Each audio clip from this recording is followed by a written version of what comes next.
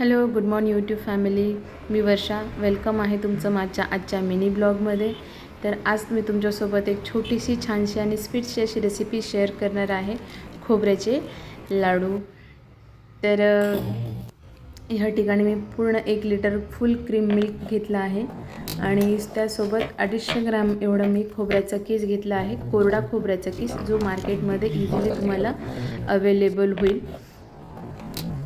तर 1 लिटर जे दूध आहे ते पूर्णपणे उकळून त्याला अर्धा लिटरपर्यंत येईल, ते ह्या प्रमाणात त्याला पूर्णपणे उकळून घ्यायचे आणि दाटसर त्याच्यावर अशी मलई येईल तोपर्यंत त्याला असं उकळून घ्यायचं. आणि जे खोबऱ्याचा किस होता तर त्याला थोडंसं आपण भाजून घेतलं आहे, लालसरपणे भाजून घेतलं आहे, जेणेकरून ते कच्चं असं लागणार नाही. आणि दुधामध्ये जसं तो 1 लिटर दूध उकळून मी त्याला पूर्ण अर्धा लिटर बनवलं आहे, त्या अर्धा लिटर दुधामध्ये 100 ग्रॅम इतकी साखर घातली आहे, त्याला पूर्णपणे छान मिक्स केली आणि त्यासोबत थोडीशी इलायची पूड घातली आहे.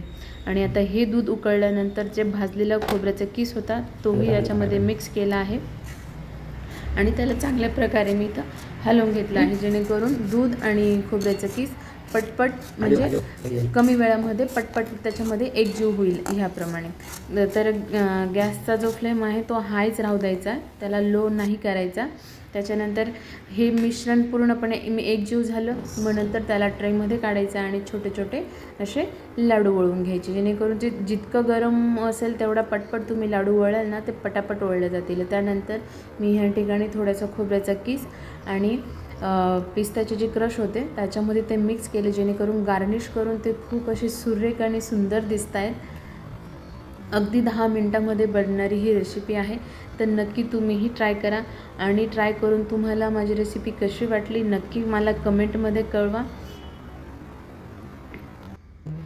माझी तर खूप छान अगदी 10 मिनटामध्ये अशी रेसिपी बनली आहे, तर तुम्हीही बनवा आणि मला नक्की कमेंटमध्ये सांगा की तुमची रेसिपी कशी बनली. तर थँक्यू सो मच माझा पूर्ण व्हिडिओ बघितल्याबद्दल. व्हिडिओ आवडल्यास नक्की लाईक आणि शेअर करा. Thank you so much.